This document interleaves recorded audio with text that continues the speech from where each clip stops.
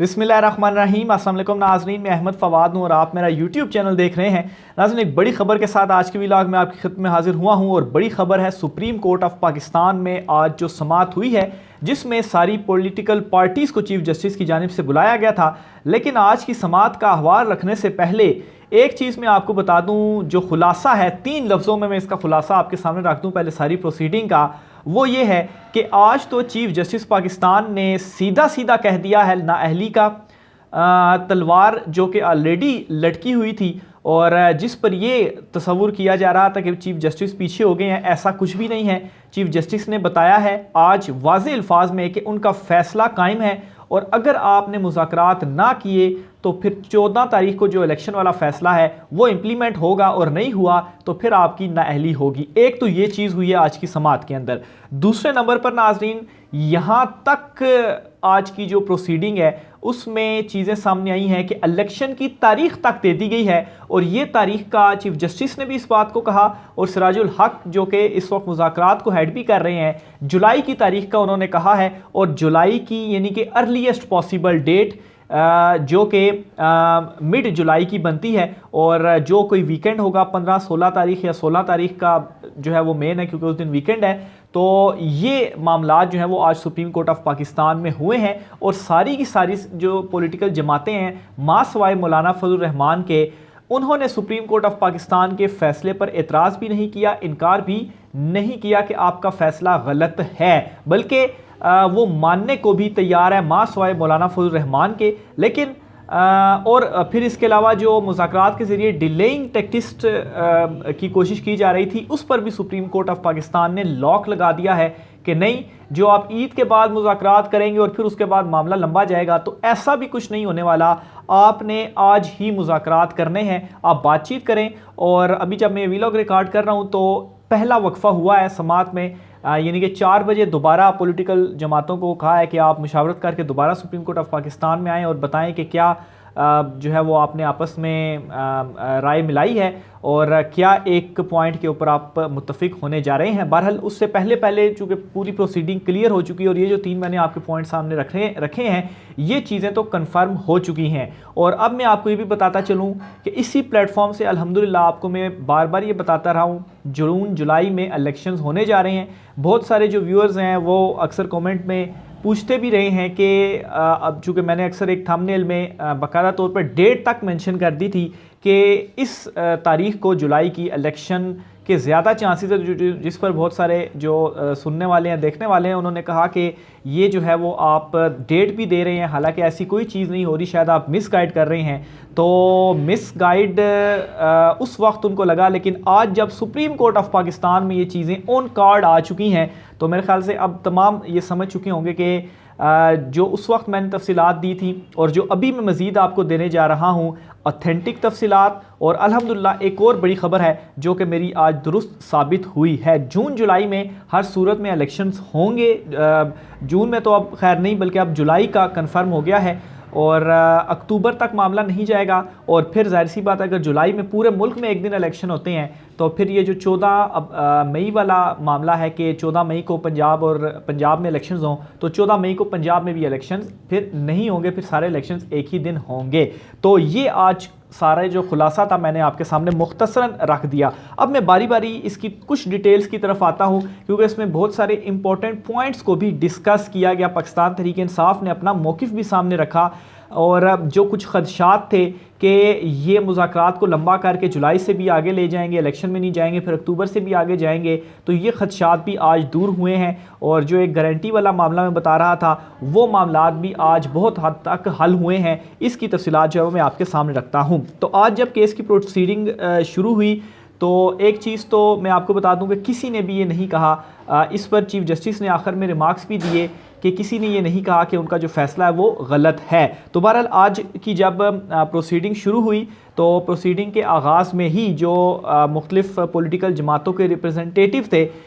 जिनमें सिराजुल हक साहब थे, नून लीग की तरफ से जो है वो साद रफ़ीक थे, इसके अलावा अयाज सादिक थे, इसके अलावा अगर पीपल्स पार्टी की तरफ से देखा जाए तो कमर ज़मान कायरा थे, पाकिस्तान तहरीक इंसाफ की जानिब से जो है वो शाह महमूद कुरैशी थे, इसके अलावा शेख रशीद थे, ये तमाम आज सुप्रीम कोर्ट ऑफ पाकिस्तान की कमरा अदालत नंबर 1 में मौजूद थे और इन्हीं तमाम ने अपनी अपनी पार्टी को रिप्रेजेंट किया और जो पार्टी का मौक़िफ़ था वो आकर अदालत के सामने रखा। तो सबसे पहले तो मैं आपको पीडीएम का जो मौक़िफ़ है, अच्छा मौलाना फजल रहमान इसमें नहीं थे, उनकी तरफ से कोई भी आकर कोई भी नहीं आया ये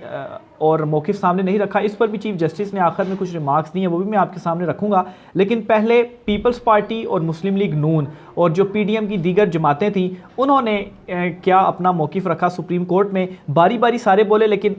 मैं एक दो पॉइंट्स आपको बता देता हूँ वो सबके मुश्तरका तौर पर क्या थे। एक तो सब ने कहा कि बातचीत के लिए तैयार है, मुज़ाकरात के लिए तैयार हैं और इस वक्त मुज़ाकरात हो भी रहे हैं और सबका ख्याल यही है कि एक दिन ही इंतखाबात होने चाहिए। कुछ इत्तेहादी अभी नहीं मान रहे लेकिन उनको भी मनाने की कोशिश की जा रही है और वो जो इशारा था वो मौलाना फजल रहमान की तरफ था। तो ये सबका एक मुश्तरका मौक़िफ़ था जो मैंने आपके सामने रख दिया, क्योंकि बहुत लंबी लंबी उनकी बातें थी। तो मुश्तरका मौक़िफ़ मुख्तसरन उनका यही था और जो काम की बात थी वो यही थी। फिर इसके अलावा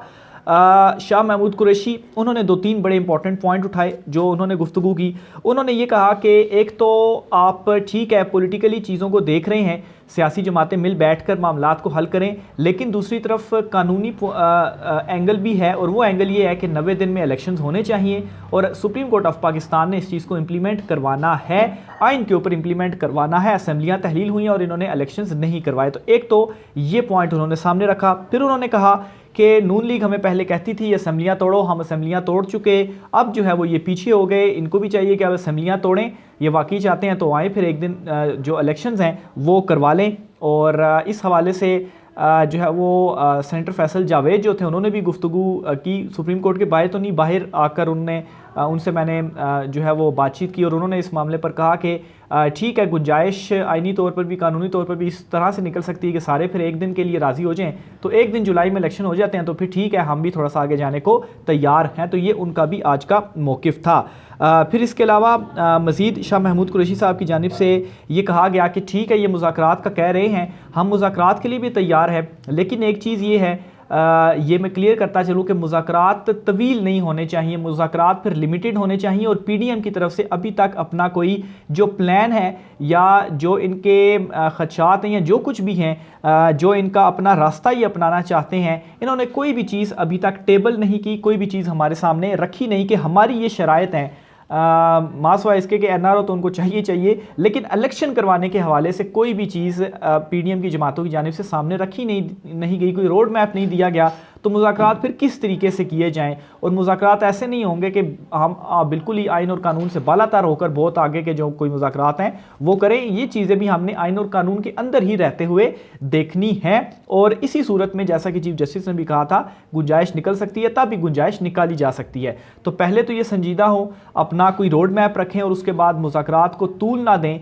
मुज़ाकरात करें और ठीक है फिर उसके बाद थोड़ा सा हम आगे जाते हैं, थोड़ा सा ये पीछे आते हैं, तो जुलाई के अंदर जो इलेक्शंस हैं वो हो जाते हैं। तो ठीक है ये मामला, ये जो तमाम तर चीज़ें थी इंपॉर्टेंट, ये शाह महमूद कुरैशी जो है उन्होंने अदालत के सामने रख दी। अब जब सब लोगों ने अपने जो मुज़ाकरात थे अपने जो बात थी मुकम्मल कर ली, रिप्रेजेंट किया, तहरीक लब्बैक की जानिब से भी आज उनके एक नुमाइंदे आए थे, लेकिन उनको आज नहीं सुना गया और उसकी जो रीज़न थी वो यही थी कि चीफ जस्टिस साहब ने कहा कि आप अभी बैठ जाएँ क्योंकि हम मेन पार्टीज़ को इस वक्त सुन रहे हैं। तो इस पर उन्होंने ये कहा तहरीक लब्बैक के जो नुमाइंदे थे कि वो तीसरी बड़ी जमात हैं जिन्होंने सबसे ज़्यादा वोट हासिल किए। तो इस पर चीफ जस्टिस ने कहा कि इस वक्त आप पार्लियामेंट में बड़ी जमात पे, पार्लियामेंट बल्कि है ही नहीं, पार्लियामेंट के रिप्रेजेंटेटिव जो हैं उनमें वो दीगर जमातें हैं। तो फिर साथ उन्होंने कहा कि आज हम कोई फ़ैसला नहीं देने जा रहे, बस हम खाली सुन रहे हैं, सबको उनका मौक़िफ़ जान रहे हैं, तो कोई ऐसा मसला नहीं है। तो बहरहाल इस चीज़ पर उनको बिठा दिया गया और फिर चीफ जस्टिस ने आखिर में आकर ख़ुद 2-4 जो बातें थीं इंपॉर्टेंट वो कहीं और उन्होंने अपने ख़यालात का इजहार किया।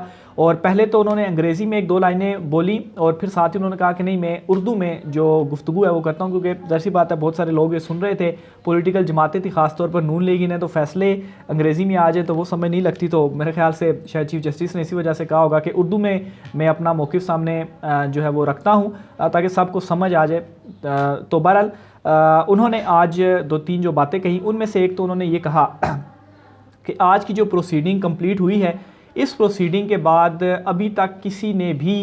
जो हमने फ़ैसला दिया उसके ऊपर एतराज़ नहीं किया, किसी ने ये नहीं कहा कि आपका फ़ैसला गलत है, किसी ने इसको चैलेंज नहीं किया। इसका मतलब ये है ये चीफ ने तो नहीं कहा, यानी कि मैं ये कह रहा हूँ कि इसका मतलब ये है कि उनको भी ये मालूम है कि सुप्रीम कोर्ट ऑफ पाकिस्तान का फैसला आईनी और सिर्फ बाहर जाकर हटदर्मी दिखा रहे थे। तो बहरहाल चीफ जस्टिस ने एक तो ये बात ऑन रिकॉर्ड ले आए, वो बोले और इस चीज़ को वो ऑन रिकॉर्ड लेकर आए, और फिर उन्होंने ये भी कहा ऑन रिकॉर्ड चीज़ को लेकर आए कि हमारा जो फैसला है 14 मई को इलेक्शंस करवाने का, वो फैसला हमने वापस नहीं लिया या वो फैसला ख़त्म नहीं हुआ। कल आपने दरख्वास्त तो दी थी, लेकिन आज हमने आप सबको बुलाया है मुज़ाकरात के लिए। उसकी जो वजह थी वो सिर्फ ये थी कि हमें भी अखबारात के मुशाहदे के बाद हमारे इल्म में बातें आई कि कुछ मुज़ाकरात चल रहे हैं। सिराजुल हक साहब के वाले से उन्होंने कहा कि ये एक्टिव हुए हैं, लेकिन असल में हमें यह पता चला कि असल में पीपल्स पार्टी जो है वो मुज़ाकरात के लिए सामने आई है। तो उन्होंने ये कहा कि इस वजह से हमने फिर एक जो मौका देना है वो मुनासिब समझा कि सियासी मामलात हैं वहाँ पर हल हो जाएं, लेकिन जो हमारा फ़ैसला है 14 मई को इलेक्शन करवाने वाला, वो फ़ैसला हम वापस नहीं ले रहे, और अगर किसी नतीजे पर नहीं पहुँचा जाता तो हमारा फ़ैसला मौजूद है, फिर उसके ऊपर इम्प्लीमेंटेशन होगी। एक तो ये चीज़ हो गई। दूसरे नंबर पर उन्होंने ये कहा तारीख़ के हवाले से, एक तो सिराजुल हक साहब ने तारीख़ का कहा कि पहले अभी गंदम की कटाई हो रही है, फिर हज होगा, और फिर जाहिर सी बात है 2 ईदें हैं, एक तो अभी ईद होगी, फिर 2 महीने 10 दिन के बाद बड़ी ईद होगी। तो बड़ी ईद के बाद मुनासिब रहेगा वक्त इलेक्शंस का, इसी के ऊपर वो मनाने की कोशिश कर रहे हैं, और यही बात उन्होंने कही कि ये बड़ी मुनासिब बात है, अभी गंदम की कटाई, फिर बड़ी ईद, और बड़ी ईद के बाद जो इलेक्शंस हैं वो हो जाएं। और बड़ी ईद जुलाई में आ रही है, जुलाई के मिड से पहले पहले बड़ी ईद हो जाएगी, और बड़ी ईद के बाद जुलाई के मिड में, यानी कि जो उस दिन वीकेंड बन रहा है, अब मेरे सामने कैलेंडर नहीं है, या तो 15 को वीकेंड बन रहा है या 16 को वीकेंड बन रहा है, क्योंकि इलेक्शन कमीशन कोशिश ये होती है कि वीकेंड को हो, जुम्मे वाले दिन इतवार वाले दिन हो, छुट्टी होती है, तो इससे टर्न आउट जो है वो ज़्यादा रहता है। तो मिड में 15 या 16 जिस दिन भी इतवार होगी उस दिन जो इलेक्शंस हैं वो डेट रखी जाएगी। तो अभी ये भी चीज़ जो है जुलाई के हवाले से चीफ जस्टिस ने कही कि फिर जुलाई जो है वो मुनासिब रहेगा, और उन्होंने कहा कि ये वैसे एक सजेशन के तौर पर है, डेट आपने खुद ही डिसाइड करनी है, लेकिन आप डेट डिसाइड करें। फिर उन्होंने कहा कि ईद के बाद मुज़ाकरात का कहा जा रहा है, ईद के बाद मुज़ाकरात के लिए नहीं जाना, हमने चीज़ों को तूल नहीं देना, मामले को सॉल्व करना है, आप आज ही मिलें। और चूँकि तकरीबन 12:30 उस वक्त हो रहे थे जब मैं कोर्ट में बैठा ये सुन रहा था, तो चीफ जस्टिस ने उस वक्त ये कहा कि ऐसा करते हैं, थोड़ी देर वक्फा करते हैं, 2 बजे तक आपको वक्त देते हैं, अटॉर्नी जनरल को मुकर्रर करते हैं कि अटॉर्नी जनरल जो हैं वो क्या करें, वो तमाम से मौक़िफ़ लेकर एक डेट जो है वो बता दें, और अटॉर्नी जनरल फिर अदालत को बता दें, अदालत को उनके ऊपर एतमाद है, तो 2 बजे तक आप हमें तमाम तर मामलात से आगाह कर दें। तो जिस पर अटॉर्नी जनरल ने कहा कि ये थोड़ा कम टाइम होगा, क्योंकि मौलाना फजल रहमान मान नहीं रहे, बिलावल भुट्टो जो हैं वो अभी भी गए हुए हैं मौलाना फजल रहमान के पास उनको मनाने के लिए, जिस पर उन्होंने कहा कि ठीक है, बिलावल भुट्टो के इस एक्शन को हम अप्रिशिएट करते हैं। तो बहरहाल ये है कि ये तो नहीं हो सकता कि मुज़ाकरात बहुत ज़्यादा आगे चले जाएँ, आप आज ही जो है वो कर लें, बेशक आप थोड़ा सा मज़ीद टाइम ले लें, यानी कि 2 बजे की बजाय आप 3 बजे कर लें, 3 बजे नहीं कर सकते तो 4 बजे कर लें, ये चीफ जस्टिस ने कहा। जिस पर अटॉर्नी जनरल ने कहा कि चलें ठीक है, फिर आप ऐसा करें, हमें 4 बजे तक का वक्त दें, 4 बजे के बाद हम सारी जो डिटेल्स हैं पॉलिटिकल जमातों से वो लेकर फिर आपके सामने एक नुक्ता नज़र जो है वो मैं रख दूँगा। तो ये चीफ जस्टिस ने कहा, और फिर ये जो टाइम है वो दिया। तो बहरहाल इसमें बहुत ही क्लियर कर दिया चीफ जस्टिस पाकिस्तान ने कि फ़ैसला उनका मौजूद है, इम्प्लीमेंट नहीं हुआ, हटधर्मी दिखाई, तो फिर नाअहली है। और फिर दूसरे नंबर पर जो इलेक्शंस हैं वो जुलाई के मिड तक का भी इशारा दे दिया, और फिर इसके अलावा मज़ीद ये कि सारे जो हैं वो आपस में बैठें और मुज़ाकरात करें, और फिर उसके बाद एक जो डेट है सुप्रीम कोर्ट ऑफ पाकिस्तान को भी, और सुप्रीम कोर्ट ऑफ पाकिस्तान एक किस्म की इसमें एक गारंटर के तौर पर होगी, वो ऐसे कि ये सारी जमातें फिर सुप्रीम कोर्ट ऑफ पाकिस्तान को वो डेट देंगी। तो अगर उससे ये पीछे हटेंगी, जो मैं बात भी कर रहा था कि इमरान खान से कहीं ये धोखा ना कर दें, तो अगर सुप्रीम कोर्ट ऑफ पाकिस्तान में एक मौक़िफ़ देने के बाद अगर ये पीछे हटेंगी तो फिर तो ये बिल्कुल ही फ़ारिग हो जाएंगे। तो करीबी हैं कौमी असम्बलियों की जो तहलील है वो भी करीबी है। तो बहरहाल देखते हैं अब सारी जमातें अपना क्या जो एक मौक़िफ़ है वो आकर देती हैं। तो 4 बजे के बाद ये दोबारा समाअत शुरू होगी, उस पर जो डिटेल्स होंगी वो भी मैं आपके साथ शेयर करूँगा। लेकिन ये बहुत ही इंपॉर्टेंट 3 डेवलपमेंट्स थी। आखिर में मौलाना फजल रहमान से एक रब्ता हुआ, उसकी भी तफसील में आपको बताता चलूँ। तो मौलाना फजल रहमान से शहबाज शरीफ का रब्ता हुआ है, गुफ्तगू हुई है। इस पर मौलाना फजल रहमान ने कहा है कि किसी एक जमात की ख्वाहिश पर नहीं मुतफ़क्का फ़ैसला होना चाहिए। हुकूमत सुप्रीम कोर्ट से ईद के बाद का वक्त ले, आज उजलत में फ़ैसला नहीं करना चाहिए। ये मौलाना फजल रहमान ने एक अजीब सी जो अपनी मंतक है वो पेश की है। उजलत में कहाँ फ़ैसला हो रहा है।